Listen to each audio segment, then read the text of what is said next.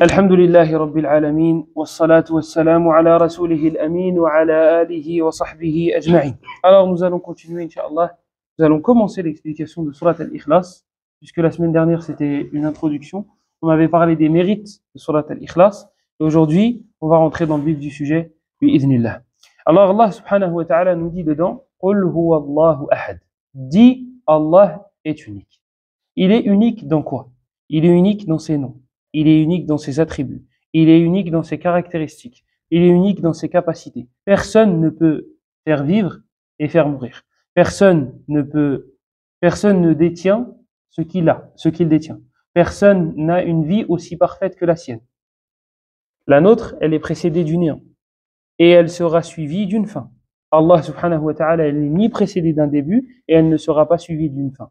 Comme dans la dua que vous connaissez tous, Inch'Allah, qui est à dire chaque soir avant de dormir. Vous allez voir un petit peu balèze, mais si vous vous contentez de la lire chaque soir, sans l'apprendre, sans même avoir la volonté de l'apprendre, vous allez l'apprendre. Elle est dans Sahih Muslim selon Abu Huraira. Et je vous invite à aller voir la traduction ou bien l'explication encore mieux. C'est magnifique.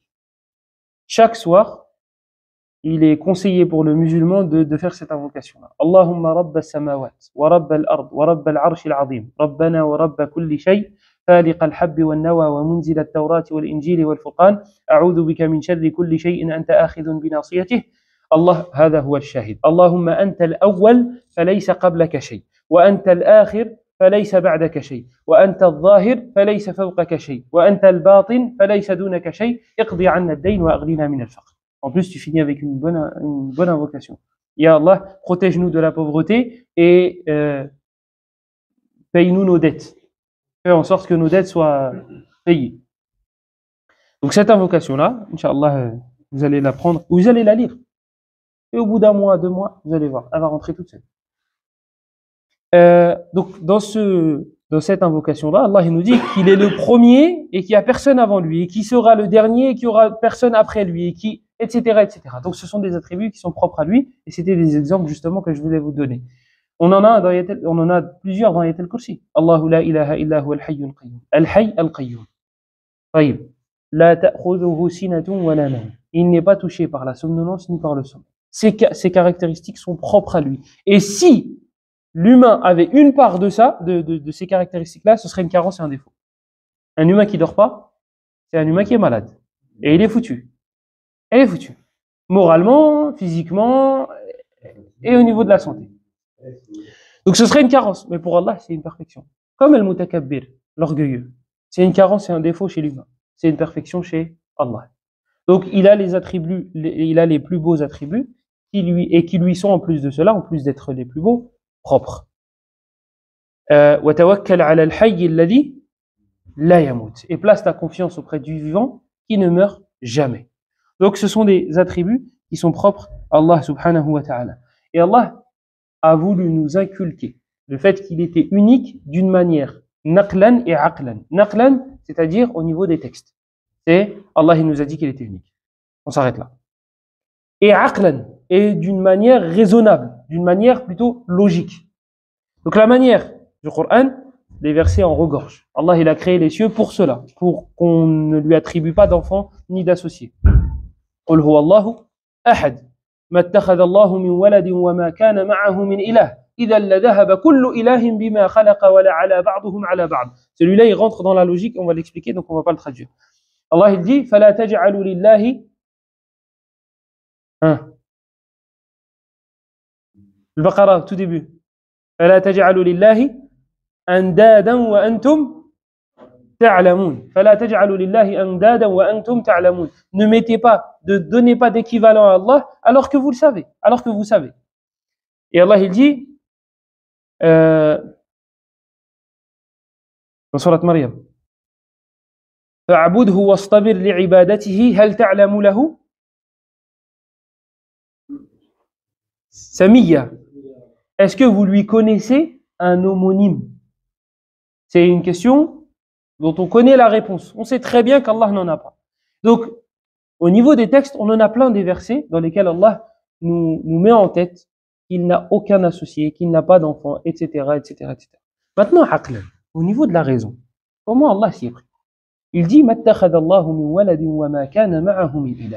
donc Allah ne s'est pas attribué d'enfant et il n'y a pas une divinité avec lui. Là, la logique. Chaque divinité se répartit avec ce qui lui appartient. Lui prend les animaux, par exemple, lui prend les anges, lui prend les humains, tout ce qui lui appartient, chaque roi prend ce qui lui appartient. Et du coup, ça nous aurait fait des dieux et des créatures qui appartiennent, ceux-là ils appartiennent à telle divinité. Et la répercussion, et ils auraient voulu prendre le dessus, les uns au-dessus des autres. Il y en a un, il n'y a qu'un seul roi dans un royaume. Il n'y a qu'un seul président dans un pays. Il n'y a qu'un seul maire dans une ville. Et tu crois que, j'allais dire, il y a qu'un seul homme dans un foyer, mais pas en 2022. Pas en 2022. Ouais, c'est pas des hommes. Bref. On ferme. Donc Allah, il a même réfuté cette chose-là d'une manière logique, du fait qu'il ne pouvait pas y avoir plusieurs divinités. Et on va aller un peu plus loin dans la logique. Imaginons. Ta'ala Allahu amma yaqulu adh-dhalimun. Donc Allah soit exalté et Allah est bien au-dessus de ces choses-là. Mais on va descendre dans le débat. S'il y avait deux divinités, les personnes qui s'appellent Mohammed, on va prendre le nom avec Ahmed. Une des deux divinités veut la mort de Ahmed. La deuxième veut sa vie. Là, il y a trois options possibles. La première, c'est qu'elle est vivante, elle sera vivante et morte. Et ça, c'est impossible. Elle ne peut pas vivre et mourir en même temps. Donc, du coup, ça, c'est pas possible. On ne peut pas réunir l'eau et le feu dans une main. Sauf si on rentre dans des trucs philosophiques et on dit non, si, en fait, il peut mourir, une partie de lui meurt. On parle à des gens qui ont leur tête. Hein, il y a un cheikh, Abdelkarim al-Khudayr, il a dit que dans les pays arabes, ils n'avaient pas l'habitude de ce genre de choses, de ce genre de bêtises, l'histoire de la philosophie, etc. Et il y en a un des enfants qui a été étudié à l'étranger et il est venu rendre visite à ses parents. Et les parents se sont dit, explique-nous, qu'est-ce que tu as été étudié? Et c'était de la philosophie.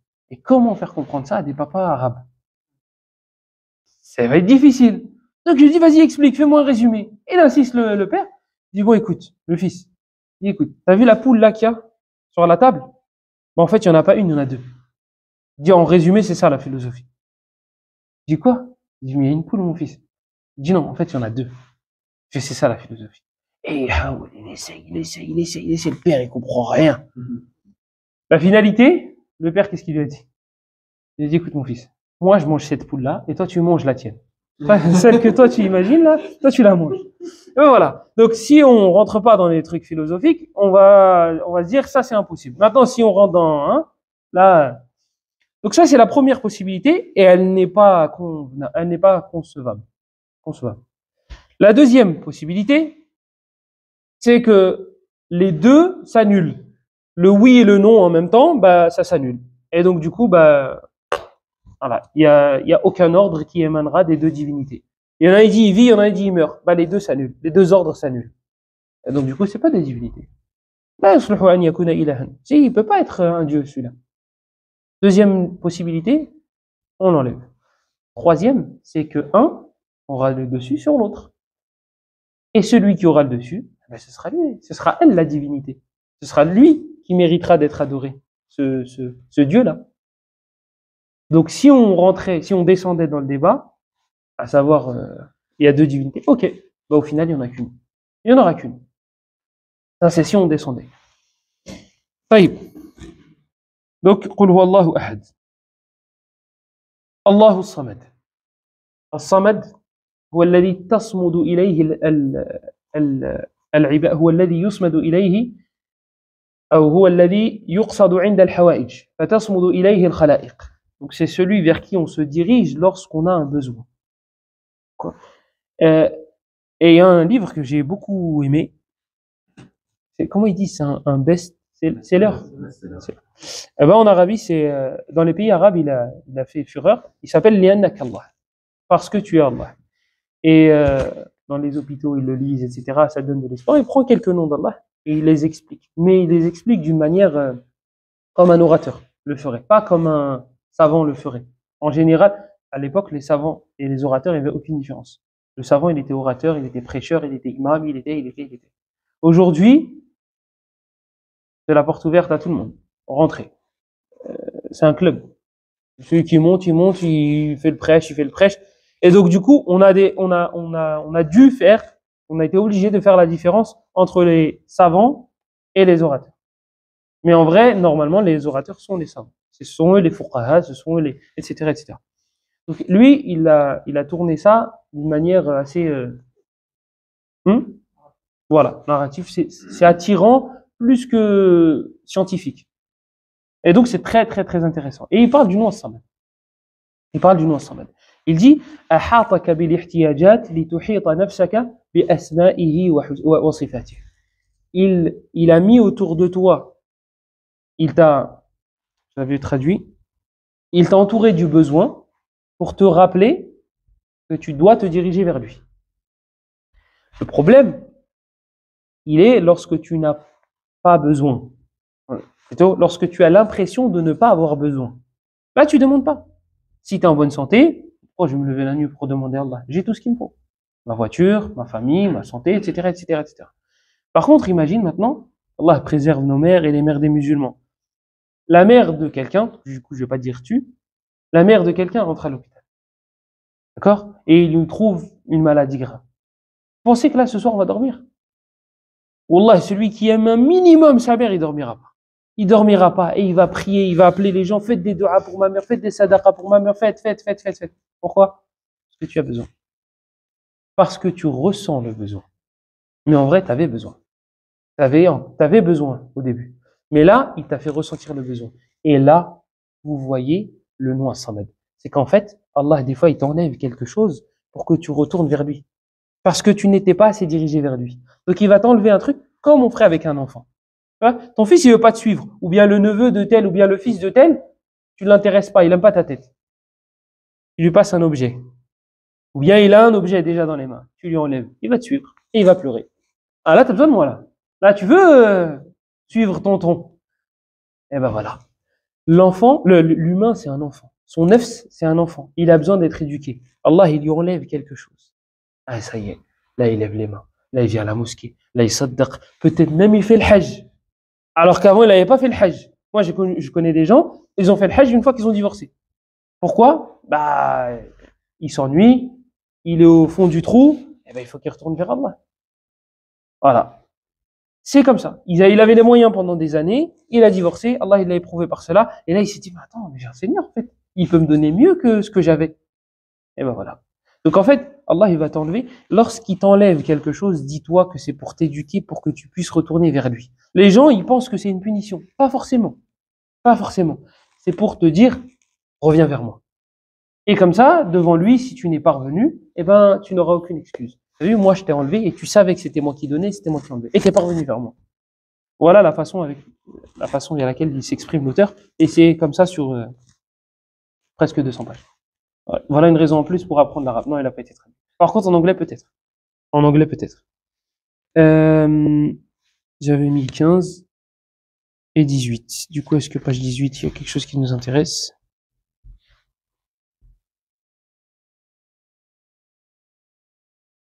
C'est bon. Plus besoin de cette sèche.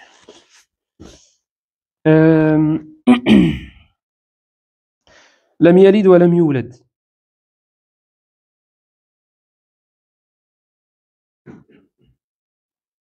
Donc il n'a pas d'enfant et il n'a pas été enfanté. لم يلد ولم يولد. Pareil, Allah subhanahu wa ta'ala nous l'a dit à plusieurs reprises dans le Coran. Il nous dit ما اتخذ الله من ولد.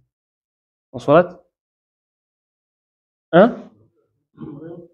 Maryam, non. ما اتخذ الله من ولد وما كان معه من إله. Maryam, je le veux en dernier.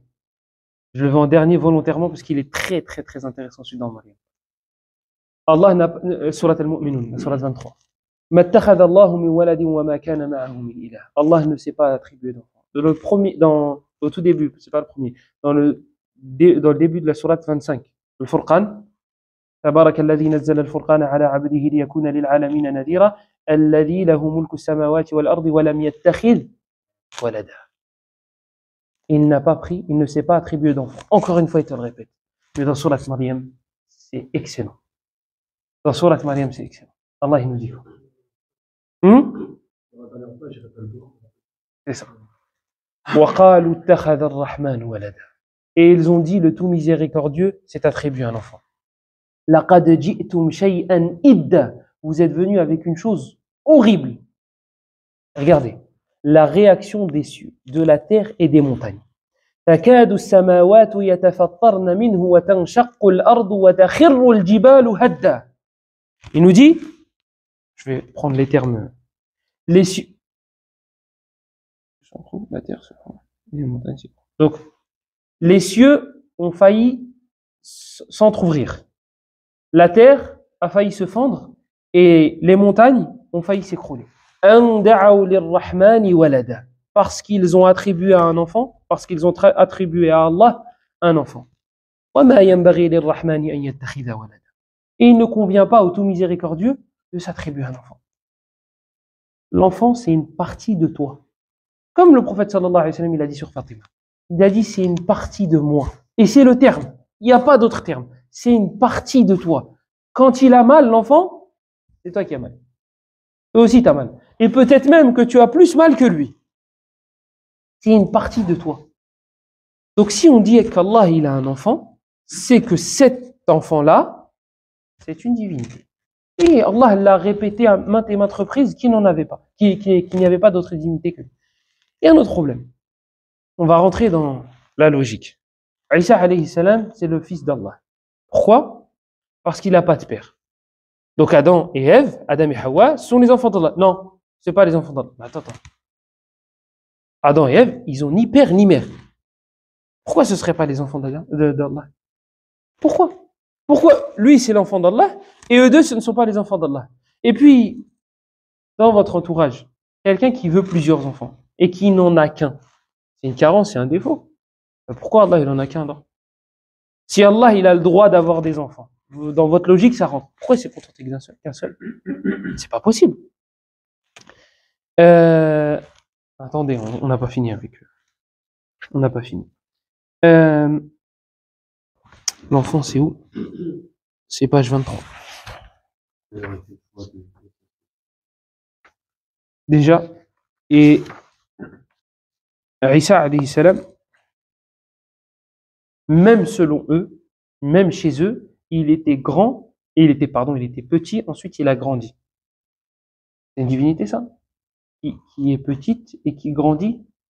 Et comme il dit Ibn Qayyim, il dit, lorsqu'il était mort, qui est-ce qui gérait les cieux et la terre? Qui est-ce qui gérait les cieux et la terre? Et puis, une divinité qui peut être enfermée dans une boîte. Il dit, et encore plus étonnant que ça, une divinité qui peut être dans un ventre. Ce qui était dans le ventre de Mariam, même chez eux d'ailleurs. C'est étonnant, une divinité aussi faible que ça. Mais vous savez, le fait d'avoir une croyance qui est forte va vous rendre psychologiquement fort. Comment toi, tu as une divinité qui est comme ça et t'es serein? Il est mort un jour. Il y a un jour où il était mort. Toi, ta divinité, tu te dis un jour, elle était morte. Nous, on se dit, Allah, il est vivant et la somnolence, il n'a pas été touché par celle-ci. Alors la mort, c'est quoi cette confiance que tu as en ta... Comment tu peux avoir confiance en quelqu'un qui peut mourir, même si c'est le plus fort d'efforts? S'il finit par mourir, tu peux pas avoir une totale confiance en elle, cette personne-là. C'est pour ça qu'Allah, lorsqu'il dit dans le Coran, وَتَوَكَّلْ عَلَى الْحَيِّ الَّذِي لَا يَمُوتُ, et place ta confiance auprès du vivant qui ne meurt jamais. Pourquoi il a cité cette caractéristique-là à ce moment-là? Parce que tu ne peux pas avoir confiance en quelqu'un qui meurt. Et là, c'est pas il va trahir ma confiance. Non, c'est que malgré sa bonne volonté, il pourra pas me protéger. Il pourra pas me protéger indéfiniment. Et un cheikh qui avait donné un exemple et j'avais bien aimé. Il dit, imagine, on est comme Suleiman, on entend les fourmis parler. D'accord? Et une fourmi, Mskina, court vers toi et elle dit, ouais, ils veulent ma peau. D'accord. Je dis, écoute, je me porte garant. C'est moi qui te protège. Ouais, mais t'as vu, il y en a 1 milliard qui m'en veut. Écoute, t'inquiète. C'est moi qui m'en occupe. Toi, t'es confiant au niveau de la force. Un petit verre d'eau, hop. Déjà la moitié de la population, tu l'as éradiquée. Ça se dit? Voilà. Donc, t'es fort. Et si tu meurs? Et si tu dors? Il n'y a pas de doute dans tes capacités. T'es fort. Mais malgré toi, tu vas finir par dormir. Allah, il ne dort jamais. Il ne meurt jamais. Voilà comment les musulmans ont réussi, à l'époque, à être sereins. Parce qu'ils plaçaient leur confiance en Allah. Ils savaient qu'ils avaient quelqu'un qui ne dormait jamais. Isa alayhi salam, kana ya'kulu wa yashrabu wa yajuu'. Il buvait, il mangeait, et il dormait, il avait faim. Comment une divinité peut avoir faim, peut boire, peut dormir, etc., etc., etc. Et c'est ce qu'on a dit tout à l'heure. وَمِنَ الْوُجُوهِ أَنَّهُ بِزَعْمِهِمْ صُلِبَ. Et parmi les façons d'argumenter pour dire que cette chose-là est fausse, que Isa alayhi salam c'est l'enfant d'Allah, c'est qu'il a été crucifié. Comment une divinité elle est crucifiée? C'est impossible. وَمَا قَتَلُوهُ وَمَا قَتَلُوهُ وَمَا صَلَبُوهُ وَلَكِنْ شُبِّهَ لَهُمْ. Ils ne l'ont ni tué, ni crucifié. وَلَكِنْ شُبِّهَ لَهُمْ. Mais on leur a donné, on a donné l'apparence, voilà, l'apparence d'une personne qui était Isa. D'accord? En apparence, c'était Isa. Et il y a deux versions chez les savants du tafsir, et les deux sont des récits de Banu Israël. C'est-à-dire que ça nous vient des récits des gens du livre. Donc on ne sait pas si c'est vrai et on ne sait pas si c'est faux. On ne dit pas que c'est vrai et on ne dit pas que c'est faux. Comme l'ange de la mort. On a son nom dans les récits de Banu Israël. Mais nous, musulmans, nous n'avons pas son nom dans nos récits à nous. Donc on ne va pas dire que c'est vrai et on ne va pas dire que c'est faux. Si on dit que c'est faux alors que c'est vrai, on aura démenti quelque chose qui émane d'Allah. Et si on dit que, et vous m'avez compris inversement. Comment il s'appelle chez les gens du livre, l'ange de la mort? Israfil? Non. Non, non, non. Ouais, dans les dessins animés, ils l'appellent comme ça. Azraël. Azraël. Donc, les deux versions qu'on a et qui nous viennent des gens du livre et que les savants du tafsir citent, la première, c'est que Isa alayhi salam, il était avec ses apôtres et qu'il a proposé de donner son apparence à un des croyants, à un des apôtres. Il leur a proposé à tous, plutôt. Et il y en a un qui s'est levé, il a dit moi. Et Isa alayhi salam, il leur a proposé il leur a promis une place au paradis. Sauf que la personne qui levait la main, c'était un jeune. Et Isa, il voulait pas. Il voulait pas donner l'apparence. Il voulait pas que le jeune meure. Donc, vas-y, un autre. En fait, quand tu fais exprès de ne pas voir une personne, tu dis, ouais, alors qui? Tu vois? Alors qu'il est là devant toi, il est comme ça. Un autre. Et il relève la main. Moi. Et ça, il a fini par lui donner. Il a fini par, Allah qui lui a donné l'apparence. Il a fini par lui donner l'autorisation, entre guillemets. Et donc, Allah lui a donné l'apparence. Et il a été crucifié. Et Allah lui donnera une place au paradis. La deuxième version, et on espère que c'est celle-là qui est authentique, c'est qu'en fait, un soldat juif avait trouvé leur cachette à Isa et aux apôtres. Et le juif, quand il a trouvé la cachette, qu'est-ce qu'il a été faire? Il a couru, c'est un soldat apparemment, et il a couru pour aller voir les autres. Et il leur a dit, bah écoutez, j'ai trouvé, c'est bon, j'ai trouvé, je sais où est-ce qu'il est caché. Mais Allah lui avait donné l'apparence de Isa. Donc en gros, tu te moques de nous. Ouais, vas-y, viens, tranquille. Ouais, tu vas nous donner sa cachette, mais viens. Et ils l'ont crucifié. J'espère que c'est celle-là qui est authentique. Les juifs, ils détestent. En vrai, entre eux, ils se détestent. Mais ils ont trouvé un ennemi commun. Hein? Il y a une religion qui marche trop. Donc, vous savez quoi? Hein? Les ennemis de nos ennemis sont nos amis. C'est ça? Ah ben du coup, non, là, ça marche pas. Non, là, ça marche pas. Ils se donnent la main pour nous écraser. Voilà. Voilà ce qu'il faut comprendre. Donc, ils ont trouvé un ennemi commun, un intérêt commun, et du coup, comme le prophète sallallahu alayhi wa sallam nous l'avait annoncé. Yushiku an tatada'a alaykumul umam. Il est probable que les communautés se réunissent autour de vous comme on se réunit autour d'un plat. Et en fait, c'est ce qui se passe. C'est en fait, on va se défoncer entre nous. C'est pas se dévorer, non, on se défonce entre nous, puisqu'on se tue. C'est plus juste des disputes, on se tue entre nous. Les Khawarij, ceux qui s'affilient à l'islam, Daesh, etc., etc. Les premiers touchés, c'est vous et moi. Nous, on est des apostats chez eux. On a apostasié. Donc, ils se mettent autour et ils nous regardent. Et nous, on est des clowns. Parce qu'on se défonce entre nous, alors que nos ennemis, il est là. Nos ennemis, ils sont autour de nous. C'est à lui qu'il faut répondre. Le chrétien, le juif qui est en train d'attaquer notre religion. Nous, non. Tel, c'est un innovateur. Tel, c'est un innovateur. Tel, c'est un innovateur. Il y a des koufars qui sont en train de nous regarder. Il faut leur répondre à eux. C'est à eux qu'il faut répondre. Si maintenant, il y a un gros innovateur, un qui fait beaucoup de péchés au sein de la communauté, vas-y. Beaucoup de dégâts au sein de la communauté, vas-y. Mais il y a des choses, ferme les yeux. Il y a des choses, dis-toi que par intérêt. Ibn Taymiyyah et un autre de ses élèves, je sais plus si c'est avec Ibn Qayyim, ils sont passés à côté des Tatars. Les Tatars, à cette époque-là, ils attaquaient les musulmans. Et ils étaient tellement humiliés que les musulmans, ils étaient tellement faibles à cette époque-là, que des fois, un groupe de musulmans passait, marchait, et une femme les croisait, leur disait, attendez, j'arrive, je vais chercher un couteau, je vais vous tuer un par un. Ils attendaient, elle allait chercher, et elle les tuait un par un. Ça avait atteint ce degré-là. Ibn Taymiyyah, rahimahullah, ça va du 8e siècle, il montait sur les manabil et il disait, Wallah, qu'on va gagner. Les gens, ils disaient, dis Inch'Allah, dis Inch'Allah. Il a dit, Wallah, on va gagner. Il a dit, non, mais dis Inch'Allah. Il a dit, Inch'Allah, si vous voulez. Il a dit, mais Wallah, on va gagner. Ils ont gagné.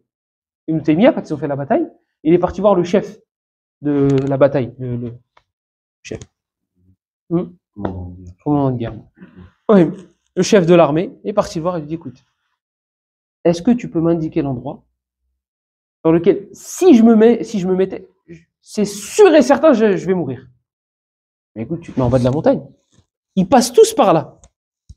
Il a dit, je l'ai vu regarder le ciel, yutamtim. Il chuchotait des paroles. Il a dit, après, je l'ai plus vu. Il a dit, à la fin de la bataille, j'étais sûr qu'il était mort. Il était vivant. Il était vivant, ils ont gagné. Voilà, l'yaqin, la certitude. Les hommes forts. Al-Hassan al-Basri, il mangeait pas. Il jeûnait. C'était un ascète. Il disait, quand il s'asseyait, il prenait 2 places. Et il disait, parce qu'en fait, il évoquait tellement Allah, qu'Allah, il lui avait donné une force extraordinaire. Hors du commun. Et ça, vous l'avez dans le hadith de Fatima. Lorsqu'elle est venue demander un servant ou une servante au prophète sallallahu alayhi wa sallam, et elle n'a pas trouvé le prophète. Elle a trouvé Aïcha. Il me semble que c'était Aïcha. Le prophète sallallahu alayhi wa sallam, quand il est revenu, son épouse lui a informé. Elle lui a dit, voilà, ta fille, elle est venue te demander, ta fille, elle est venue elle réclamait quelque chose. Donc il est parti la voir. Et elle était allongée Fatima, elle était avec son mari, Ali, radiyallahu anhu. Elle était avec Ali. Et donc, il lui a dit, qu'est-ce que tu voulais, ma fille? Il a dit, je voulais un servant ou une servante. Il a dit, écoute, ne vais-je pas t'indiquer, ne vais-je pas t'orienter vers quelque chose de plus noble, de plus utile qu'un servant ou qu'une servante? Il a dit, tu dis subhanallah 33 fois avant de dormir. Tu dis alhamdulillah 33 fois avant de dormir, et tu dis Allahu Akbar 34 fois. 34 fois avant de dormir. Il dit, cela est mieux pour toi qu'un servant ou une servante. Les servants, ils ont dit que le prophète sallallahu alayhi wa sallam ne va pas faire d'hors sujet. Hein? Si elle demande une casserole, il va pas lui donner un verre. Donc, si elle voulait de l'aide physique et qu'il lui a donné ça, c'est que ça procure une force physique. D'ailleurs, petite parenthèse, ce hadith-là, les savants s'en servent pour dire que la femme doit obligatoirement servir son mari. Parce que si ce n'était pas obligatoire, le prophète a dit, bah écoute, Ali, aide-la, hein, fais la vaisselle, fais ça. Il lui a pas dit ça. Et il n'a pas dirigé de reproche vers Ali. Aucun. Parce que c'est pas son boulot. C'est pas sa tâche. Il veut l'aider, Allah, il s'aide. Par contre, tu l'obliges pas. Et tu dis pas, t'es un mauvais mari si tu ne fais pas. Non. C'est ton travail. Et là, on parle de qui? On parle pas d'une princesse, hein. On parle de Fatima. Elle est plus haute que toutes les princesses que vous pouvez vous imaginer. C'est la fille du prophète. Sallallahu alayhi wa sallam. Et vous pensez que Ali, il aurait refusé un ordre du prophète si le prophète il a dit, hey, Ali, bouge-toi un peu. Jamais de la vie. Jamais. Donc les savants se servent de ce hadith-là pour dire que les femmes doivent servir leur mari. C'est pas des esclaves quand on dit ça. Parce que dans ce cas-là, si on change la donne, bah nous aussi on est des esclaves. On paye le loyer, on paye à manger, on paye à boire, on paye les vêtements, etc. Si on regarde le verre d'une autre manière, bah nous aussi on est des esclaves. Non, c'est de l'entraide. Et dans l'entraide, chacun a son poste. Chacun a son poste. On peut pas jouer tous les deux attaquants. Non. Sinon, il y a personne en défense. Bref, je vais arrêter avec les exemples du foot parce que je ne connais pas du tout. Je vais vous sortir un poste qui n'existe pas. Donc, Ali radiallahu anhu, le prophète sallallahu alayhi wa sallam lui a indiqué cette chose-là. Et Hassan al-Basri prenait 2 places. 2 places. Et Abdullah ibn Mubarak, il faisait le hajj une fois tous les 2 ans. La deuxième année, il faisait le djihad. il se cachait et personne ne savait c'était qui. Et un jour, son truc de son visage, il est tombé. C'est Abdullah ibn Mubarak. Il a dit, je t'interdis de le dire à qui que ce soit. Et l'année dans laquelle il faisait le Hajj, c'était lui qui servait les gens. Abdullah ibn Mubarak, c'est un de l'époque de l'imam Malik. C'est un des plus grands savants de son époque. C'est lui qui finançait deux savants. Deux savants, ils étaient sous sa tutelle à lui. Lorsqu'il faisait le Hajj, les gens venaient, ils donnaient leur argent, etc., etc. Voilà ce qu'il faut pour le voyage, etc., etc. Et, oh, d'accord, donne.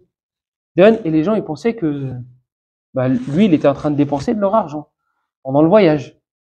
Donc, il les fait manger, il les fait boire, etc., etc., etc. Et il les sert. Il les sert. Arrivé au retour, il donne à chacun la somme qu'il lui avait donnée. C'était lui qui finançait tout ça. Abdullah ibn Mubarak. Abdullah ibn Mubarak, dans sa biographie, il y en a un. Donc, il cite les savants, ils citent les caractéristiques de Abdullah ibn Mubarak. Il cite. À la fin, il cite un athar, un récit. Il dit, si on avait voulu compter les qualités de Abdullah ibn Mubarak, on n'aurait pas pu. Et quand vous lisez les paroles des savants, vous dites, mais attends, il est généreux, il est savant, il est ça, il est partout. Ben voilà la baraka. Donc, comment on en est arrivé là, Allahu alam. Mais, j'ai parlé d'Ibn Taymiyyah, mais j'ai parlé de la guerre. Ibn Taymiyyah, il était très fort, les Tatars, ils disaient qu'ils allaient gagner. De base, on est censé parler du fait qu'Allah, il n'a pas d'enfant. On atterrit là.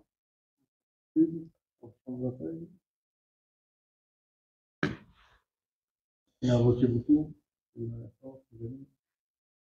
Je sais pas comment. Oh, c'est pas grave. Lam yalid wa lam yulad. Donc il n'a pas d'enfant et il n'a pas été enfanté. Allah subhanahu wa ta'ala. C'était pas le verset dans Surat Maryam. وقالوا اتخذ الرحمن ولدا لقد جئتم شيئا إذا تكاد السماوات يتفطرن منه وتنشق الأرض.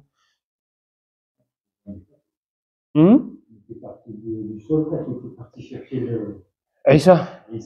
وما قتلوه وما صلبوه ولكن شبه لهم. Voilà, c'est ça. C'est ça. Bon. لم يلد ولم يولد.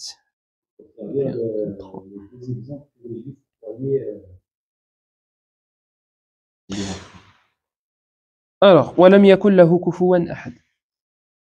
ولم يكن له كفوا أحد. Du coup, il n'a aucun semblable, aucun équivalent. Et on a dit que celui-là, ce verset-là, ولم يكن له كفوا أحد, il était à plusieurs reprises dans le Coran. ليس كمثله شيء وهو السميع البصير. Rien ne lui est semblable et c'est lui qui entend tout et qui voit tout. وهو السميع البصير. On avait dit qu'avec ce verset-là, il y avait quelque chose de très très intéressant. On a le Mu'tazila, le Jahmiya, l'Ash'ira aussi qui ont suivi. En fait, c'est des sectes qui ont renié les attributs d'Allah. Ils ont renié les attributs d'Allah à des degrés différents. Donc il y a des darakats chez eux, il y a des étages qui partent du bas et qui descendent encore plus bas.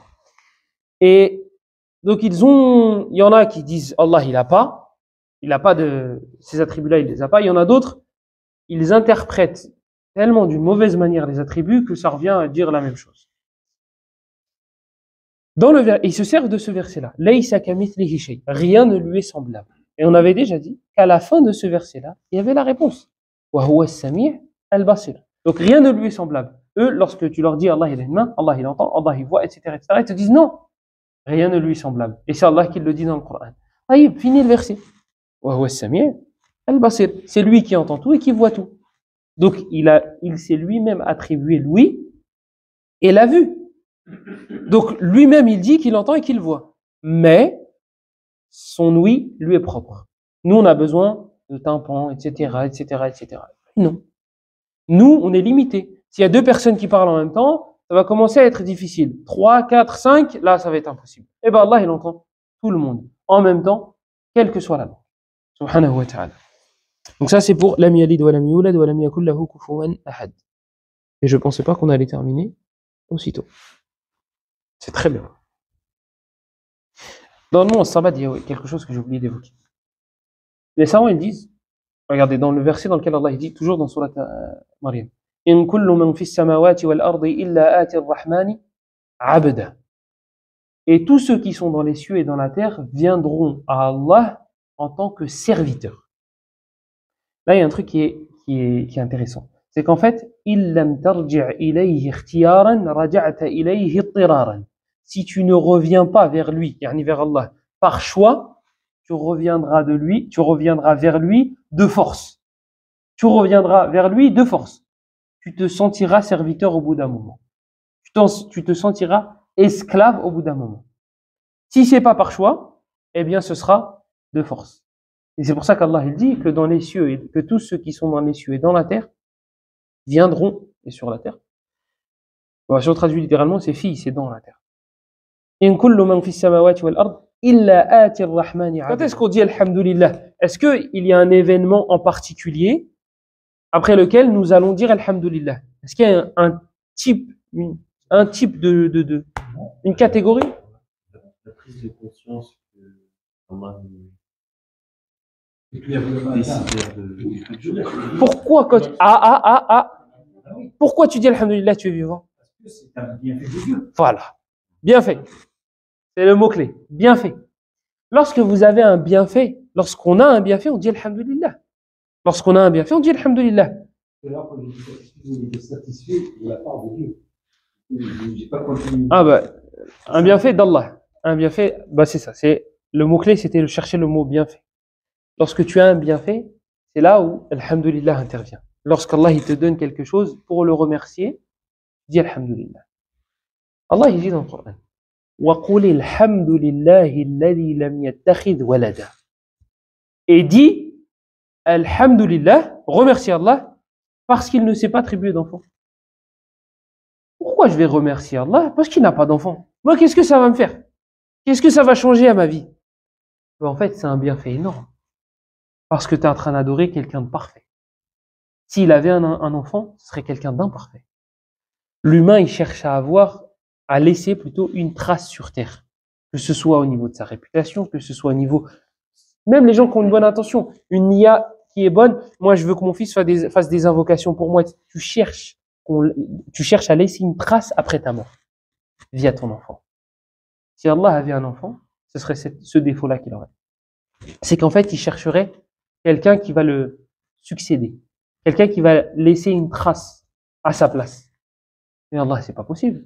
Puisqu'il va rester. L'enfant, c'est ton héritier. C'est même pas un jeu de mots. C'est un héritier. C'est ton héritier. Il t'hérite dans tous les sens du terme.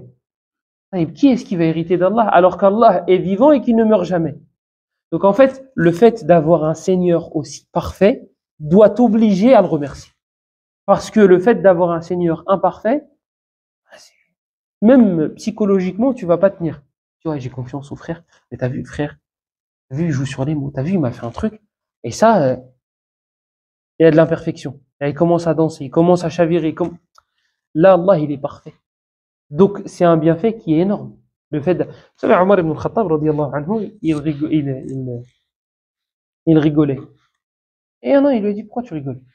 Il a dit, parce qu'en fait, je rigole à l'époque de l'Jahiliya, à l'époque pré-islamique, il a dit, j'avais un dieu, j'avais une divinité en date. Il a dit, je l'adorais. Il a dit, un jour, il faisait trop chaud, j'étais dans le désert, il a dit, je l'ai mangé. Voilà. Vous avez vu comment on peut tenir psychologiquement avec un Dieu qui se mange? C'est aussi ridicule que ça, et pourtant, c'est arrivé. Toi, on te dit, ni'matul islam, là, le bienfait d'être sur l'islam, on te dit, t'as un Seigneur qui est vivant et qui ne meurt jamais. Qui est riche, et sa richesse ne se terminera jamais, comme il dit dans le hadith Qudsi.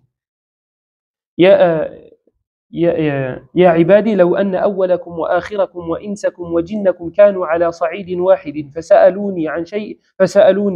فسألوني حاجتهم فأعطيتهم فلم ينقص مما عندي إلا كما ينقص المخيط إذا أدخل البحر. Il dit Allah dans le hadith Qudsi. Le prophète sallallahu alayhi wa sallam rapporte qu'Allah a dit: ô mes serviteurs, si tous les humains se réunissaient sur une seule terre, ainsi que les djinns, et que chacun me demandait tout ce qu'il voulait, et que je leur donnais, cela n'aurait rien enlevé à ma richesse et à ma royauté, excepté, et là en fait c'est pour te donner une image, Excepté, bah, l'image c'est quoi? C'est al-mikhyat, voilà, le fil avec lequel les femmes vont coudre.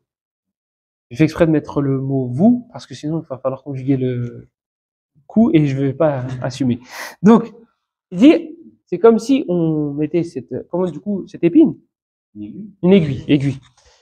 C'est comme si vous mettiez cette aiguille dans la mer, dans l'océan, et que vous ressortiez. Avec quoi tu vas ressortir? Avec quelle quantité d'eau tu vas ressortir? Ben, c'est ça que tu auras enlevé du royaume d'Allah ou de la richesse d'Allah lorsque tu lui auras demandé tout ce que tu voudras, ainsi que tout est semblable parmi les humains et nos amis parmi les djinns. Eh bien voilà, ce qui va être enlevé de la royauté ou de la richesse d'Allah subhanahu wa ta'ala. Lorsqu'on a un Seigneur qui est comme ça, comment on peut être pauvre psychologiquement parlant? Vous savez, l'histoire des dépressions, des primes, etc., etc., etc. Ça, les musulmans, de base, ils connaissaient pas. Ils connaissaient pas. Parce que le fait de pouvoir se reposer vers quelqu'un de fort et de puissant les aide psychologiquement à passer au-dessus. Surtout lorsqu'on a un lien fort avec Allah. J'ai un problème, je vais me plaindre à, voilà, auprès ou bien à Allah. Nous, malheureusement, on déprime, parce qu'on se plaint d'Allah. Ouais, t'as vu, j'ai reçu ça, j'ai reçu ça, j'ai reçu ça, j'ai reçu ça. Qui est-ce qui te l'a envoyé? Comme il a dit le Fudayl ibn Iyad, il a entendu quelqu'un se plaindre auprès d'un humain. Il a dit Tashkur Rahman liman la yarham. Il a dit tu te plains du miséricordieux auprès de quelqu'un qui ne fait pas miséricorde. L'humain, il fait pas miséricorde. S'il a de l'empathie pour toi, c'est passager. Et c'est si tu touches pas trop à ses intérêts. Si tu touches trop, t'es gentil, mais tu restes à ta place. Bien sûr, ça c'est un cas général. C'est 98% des humains. Il reste 2%. Il reste 2%. Et croyez-moi, je suis optimiste quand je dis 2%. Il y a des gens, des fois, ils me disent, il reste plus de gens bien. Et je leur cite des histoires de contemporains.